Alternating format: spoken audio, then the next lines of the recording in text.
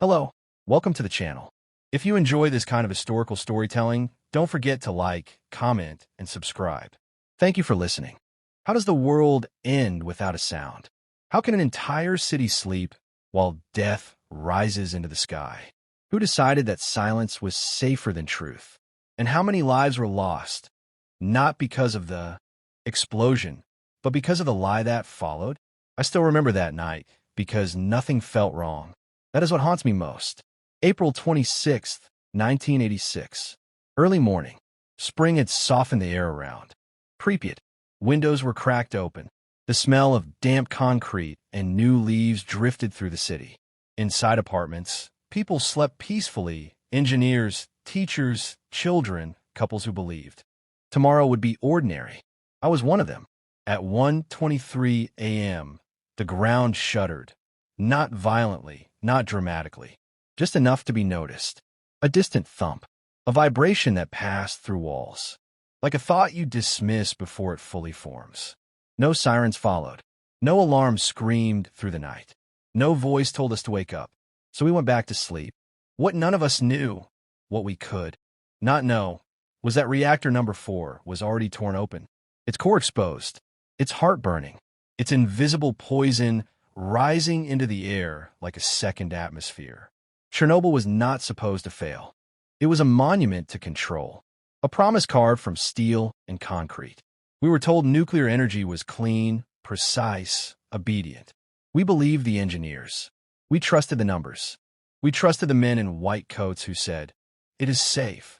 Inside the control room that night, the operators were running a test. One postponed again and again, rushed, poorly understood, forced into a narrow window of opportunity. The reactor was unstable, but procedures demanded they continue. Power dropped too low. Safety systems were disabled. Warnings appeared and were ignored. Then came the moment no one planned for. A sudden surge, a spike no chart could contain. The control rods were inserted, but their design betrayed them. Instead of calming the reaction, they accelerated it. In seconds, pressure built beyond imagination. The first explosion blew the reactor apart. The second tore the building open. A lid weighing over 1,000 tons was lifted like a toy and thrown aside. The core lay exposed to the night sky. Graphite burned. Uranium glowed. Radiation flooded the air in quantities never meant to touch human lungs. But in the control room, denial ruled. It can't have exploded, someone said. An RBMK reactor doesn't explode, another insisted. They believed the design more than their own eyes. Outside, pieces of the reactor lay, scattered across the grounds, chunks of graphite glowing faintly blue, beautiful and deadly. Firefighters arrived within minutes, answering what they believed was a routine call. They climbed ladders, dragged hoses, stepped directly onto radioactive debris. No one warned them. No one told them that touching those fragments was a death sentence. Back in Pripyat, the city woke up. I remember stepping onto my balcony as the sun rose. The sky looked strange, bright, almost metallic. There was a faint taste in the air like pennies on the tongue. Children laughed below. Couples walked along the river. Fishermen cast their lines. We watched a distant glow above the plant and whispered rumors. A transformer fire. An accident, but it's under control. Nothing serious. The authorities said nothing. Hours passed. Radiation levels soared beyond measurement, but the instruments maxed out, unable to display the truth. Officials chose the numbers that looked least frightening. Evacuation was discussed and delayed. Admitting the scale of the disaster meant admitting failure, and failure was unacceptable. So we stayed. People stood on bridges to watch the fire, unknowingly bathing in radioactive fallout. Mothers pushed strollers beneath falling particles that shimmered like dust. Schools prepared for class. Shops opened their doors. Life continued while death settled invisibly into our bones. That night, the explosion did not kill the city. The silence did. Because Chernobyl was not just a technological disaster. It was a human one. A story of pride, fear, obedience, and the cost of pretending everything is fine when it is already too late. And this was only the first lie. In the next part, I will take you inside the control room, into the final decisions, the moments of confusion, and the realization that the reactor was gone, but the truth was still being buried. By the time the sun rose over Pripyat, the reactor was already dead. No, destruido. But inside the control room of reactor number 4, the men in charge refused to say those words. I was not standing at the panels myself, but I would later hear their voices, their arguments, their fear wrapped in certainty. They did not see an explosion. They saw an error, and errors, they believed, could be corrected. Meters flickered. Some were frozen at 0. Others were stuck at numbers too low to be alarming. The instruments were never designed for what had just happened. They were lying, not intentionally, but fatally. The shift supervisor demanded. Confirmation. Check the core. The core is intact, someone answered. It was a sentence spoken without proof and accepted without question. Orders were given to pump water into a reactor that no longer existed. Valves opened. Pump screamed. Water rushed into a torn open core, flashing instantly into steam, carrying radiation deeper into the plant. Every action meant to save the reactor only. Spread the contamination further. Outside, the graphite was still burning. Graphite was never supposed to be exposed to air. It was the skeleton of the reactor, meant to remain sealed forever. Now it glowed with an eerie light, releasing radiation into the sky in steady, invisible waves. Anyone who approached it felt warmth, comforting, almost inviting, until sickness followed hours later. Firefighters collapsed without understanding why. Their skin reddened as if sunburned. Their mouths tasted of metal. Some vomited almost immediately. Others kept working, disciplined, loyal, unaware that they had already absorbed lethal doses. No one stopped them. Inside government offices, phones rang. Reports arrived fragmented, contradictory. The word explosion was softened to incident. Radiation readings were questioned, rechecked, dismissed. A full evacuation meant panic. Panic meant loss of control. And loss of control was more dangerous, they believed, than radiation itself. So the city stayed. By midday, radiation levels in Pripyat were hundreds of times above normal. Yet children attended school. Weddings were planned. Life followed its schedule. Unaware that time had already begun to shorten. Helicopters circled the reactor, pilots staring down at a glowing wound in the earth. They dropped sand, boron lead, anything that might smother the fire. From above, it looked small, manageable. From the ground, it was hell. Some pilots would later die from exposure. Others lived with the knowledge that their mission may not have helped at all. Meanwhile, news reached Moscow. At first, it was filtered, polished, reduced. But radiation does not respect borders. Within days, detectors in Sweden alarmed. Europe began asking questions. And, suddenly, silence was no longer possible. Only then, 36 hours later, did evacuation begin. Buses rolled into Pripyat by the hundreds. Loudspeakers announced a temporary relocation. 3 days.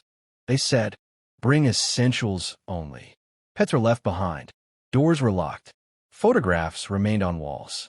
Most of those people would never return. I watched neighbors leave, confused but calm. No one cried. No one screamed.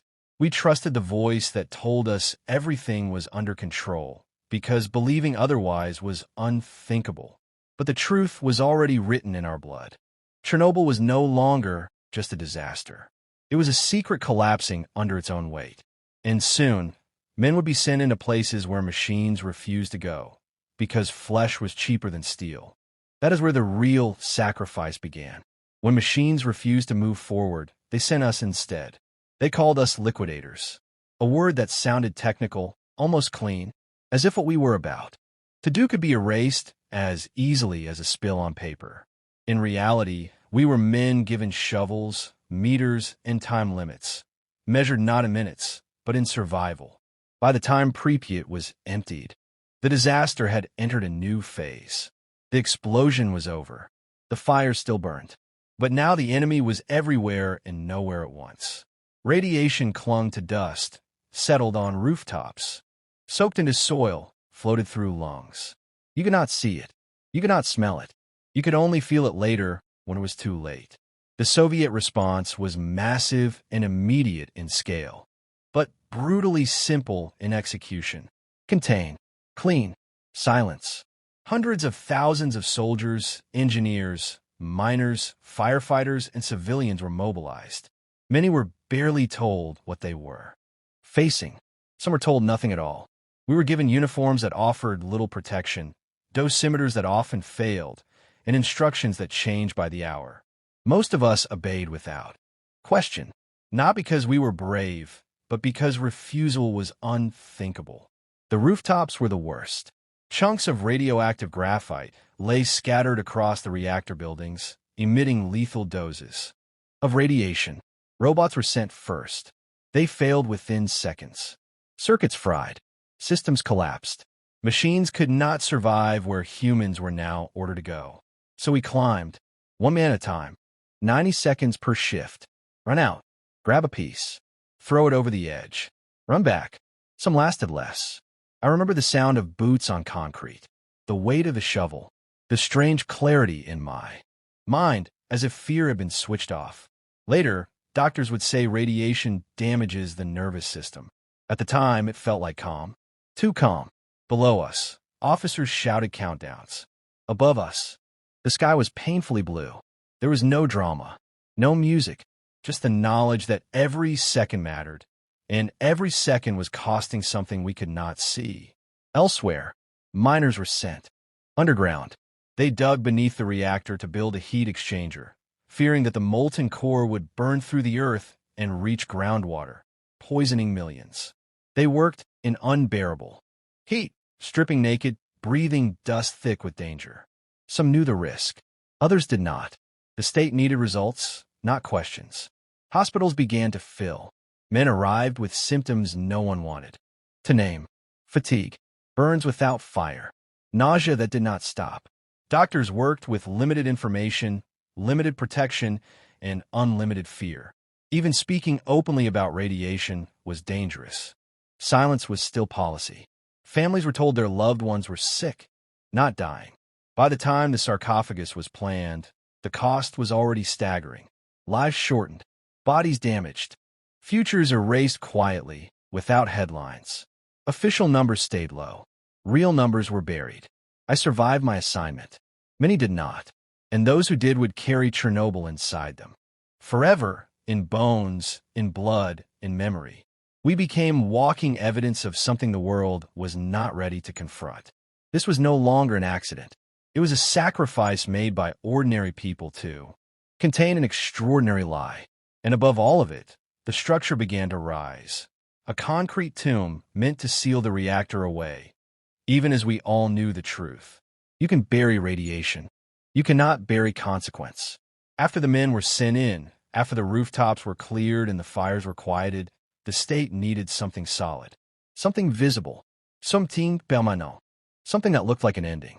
They called it the sarcophagus, a word borrowed from tombs, from ancient kings sealed away so the living could move on. It was never meant to be elegant. It was meant to be fast. Concrete, steel, desperation, poured together under impossible conditions, against an enemy that never slept. I watched it rise day by day. Thousands of workers labored around. The destroyed reactor, racing against radiation, racing against time. Cranes swung above contaminated ground. Trucks poured concrete into forms that warped under heat and fear. Every measurement was an estimate. Every decision was a compromise. The reactor beneath was still alive. Inside, fuel continued to decay. Heat remained trapped. Radiation pressed outward, testing every seam. The sarcophagus was never a solution, it was a pause. A promise to the future that someone else would finish what we could not. We knew this. They knew this. But saying it out loud was not allowed. Official reports declared victory. The disaster was contained. The danger was under control. The numbers released to the public were carefully chosen, trimmed of meaning. Death certificates avoided the word radiation whenever possible. History was being edited in real time. Those who asked too many questions disappeared from the conversation. Scientists who warned about long-term contamination were ignored. Doctors who spoke openly were silenced. Families were told not to worry, even as illness spread through their homes like a second, slower disaster. I returned to the edge of the exclusion zone once, long after the buses had left and the dust had settled. Nature was reclaiming the land.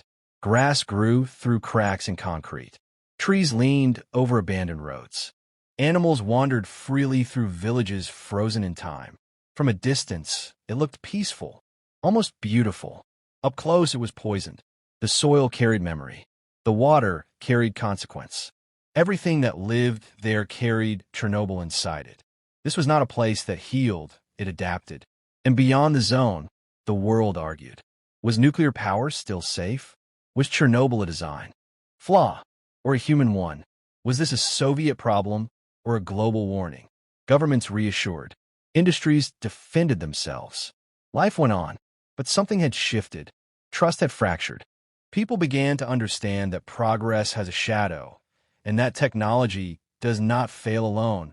It fails with us, with our shortcuts, our pride, our fear of admitting mistakes. The sarcophagus stood like a scar across the landscape, not hidden, not forgotten, just accepted. I realized then that Chernobyl was no longer just a disaster site. It had become a symbol of secrecy, of sacrifice, without consent, of a system that chose appearance over truth. And yet, the story was far from over, because radiation does not end with concrete. It moves through generations, and the consequences of that night would surface years later, in bodies, in children, in questions no one could silence anymore. Time did not heal Chernobyl. It only uncovered it. At first, the years after the sarcophagus felt quiet. Too quiet. The news moved on. The world found new fears, new disasters. Chernobyl faded into archives and anniversaries, reduced to numbers and footnotes. But for those of us who carried it inside our bodies, it never ended. Illness arrived slowly, politely, without warning. Fatigue that never lifted. Aches with no clear cause. Skin that bruised too easily. Doctors spoke in cautious language, careful not to draw lines they were not permitted to draw. Cancer rates rose. Birth defects appeared. Entire villages aged too quickly. Officially, there was no direct connection.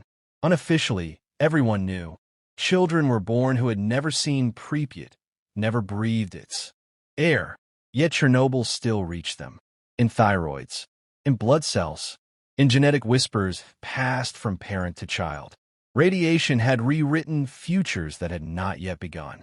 I met families who refused to speak publicly, not because they didn't suffer, but because they were tired of being denied, tired of proving pain, tired of being told that coincidence explained everything. Silence had become inherited. Scientists continued their work quietly, stubbornly. Studies were conducted, data collected, patterns emerged. Each report pushed against walls built of politics and economics. Admitting the full cost meant admitting that the damage could never be fully measured. Chernobyl was not one disaster. It was many, unfolding across decades. The exclusion zone became a living paradox. Wildlife flourished in the absence of humans. Forests grew thick and wild. From afar, it looked like recovery. Headlines called it nature's return. But mutation hid beneath fur and feathers. Trees grew twisted. Animals lived shorter lives. The land adapted, but at a price. So did we. I sometimes wondered if the world misunderstood the lesson. Chernobyl was not proof that nuclear power was evil, nor that technology was doomed. It was proof that denial magnifies disaster, that secrecy is radioactive, that lies decay slower than uranium. The sarcophagus cracked. Plans were made. A second shell was designed, larger, stronger, meant to last a century. A century, as if time itself could be negotiated. Standing near the site years later, I felt something close to grief, but not for the reactor, for the people, for the truth that came too late, for the warning that still echoes, waiting to be heard. Chernobyl did not ask to be remembered. It insists.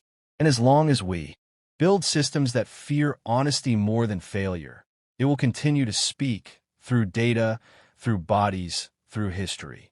This was not the end of the story. It was the evidence. Chernobyl did not stop at the border. It never could. While we lived with the consequences in our bodies, the rest of the world felt it in fear. Radiation crossed countries silently, settling on fields in Scandinavia, drifting over Europe, forcing governments to confront a truth they had never planned to face. This was no longer a Soviet secret. It was a global question. News spread quickly once denial failed. Television screens filled with images of an unfamiliar word, Chernobyl, spoken with caution, mistrust, and disbelief. People asked the same question everywhere. Could this happen here? Governments responded with reassurance. Experts debated probabilities. The language of safety became technical, distant, carefully measured. But beneath the explanations was something new and dangerous. Doubt. Nuclear power plants across the world were forced into inspection. Designs were questioned. Emergency procedures rewritten. Public protests grew louder. Trust, once assumed, now had to be earned. Some nations slowed their nuclear programs. Others defended them fiercely. Energy was no longer just a technological issue. It became political, emotional, existential. I watched as Chernobyl transformed from a place into a symbol. For some, it was proof of human arrogance. For others, proof of Soviet incompetence. For many, it was simply fear made visible. But what few wanted to admit was this: Chernobyl was not unique. The conditions that created it, pressure, secrecy, obedience, pride, existed everywhere. Only the language changed. Only the flags were different. Inside international meetings, officials spoke of lessons learned. Safety margins increased. Training improved. But systems still depended on people. And people still feared punishment. More than mistakes. I realized then that Chernobyl's true danger was not radiation. It was precedent. It showed how easily a system could prioritize image over life. How quickly truth could be delayed until it no longer mattered. How disaster could unfold not through malice, but through routine. Even decades later, whenever another nuclear incident occurred, smaller, quieter, Chernobyl was invoked like a ghost. A reminder that some failures cannot be contained once released. And yet, the world moved forward. Energy demands grew. Technology advanced. Memory faded. Chernobyl became history, studied, referenced, but emotionally distant. A warning acknowledged, then slowly filed away. For those of us who lived close to it, that distance never existed. We understood something. Others did not. That the disaster was not an exception. It was a mirror, and mirrors are uncomfortable to look into for too long. After the debates faded and the cameras moved on, what remained was silence. Not the peaceful kind, but the heavy silence that follows something everyone remembers, yet no one wants to speak about again. Chernobyl had become a word people avoided in conversation, a topic lowered in volume, a pause where sentences ended early. For many of us, survival came with an unspoken condition. Do not talk too much. We returned to lives that were never truly normal. Jobs changed. Cities changed. Names were removed from records. Some people were labeled heroes. Others were forgotten entirely. Most of us existed in between, alive, but carrying something invisible and inconvenient. Reunions were rare. When we did meet, we didn't speak of what we saw. We spoke of weather, of work, of children. The past stayed between us, unshared, as if speaking it aloud might. Summon it back.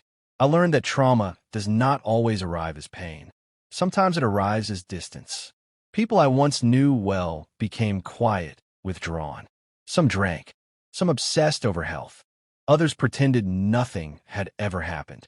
The body remembers what the mouth refuses to say. Documents were sealed. Files classified. Years passed before fragments of truth were released. Partial. Controlled. Careful.